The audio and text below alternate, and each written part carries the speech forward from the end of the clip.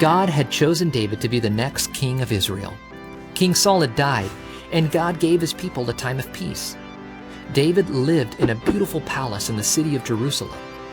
David brought the ark of the Lord to Jerusalem and set it inside a tent he had pitched for it.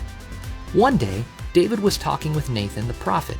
David said, "I live in a palace of nice cedar wood, but the ark of God sits inside a tent." It hardly seemed fair.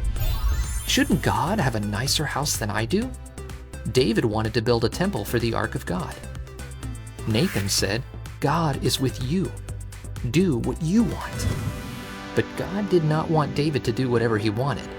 God wanted David to do what God wanted.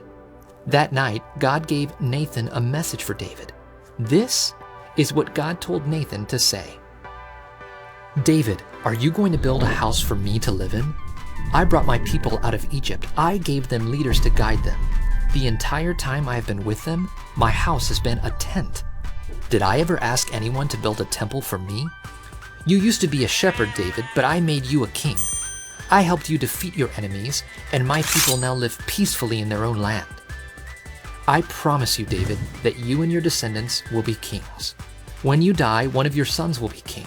He will be a strong king, and no one will be able to take his kingdom away from him. He will build a house for me. I will love him, and I will never leave him. When your son dies, his son will be king. Someone in your family will be king forever." Nathan told David everything that God said.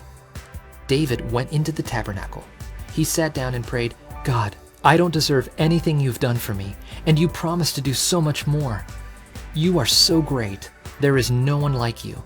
You chose the Israelites to be your own people. You rescued them from slavery in Egypt. God, please keep your promises. I know your words are always true." God promised David that future kings of Israel would come from David's family, and David's kingdom would last forever. God kept his promise by sending his son Jesus as one of David's descendants. Jesus is our king who will rule over God's people forever.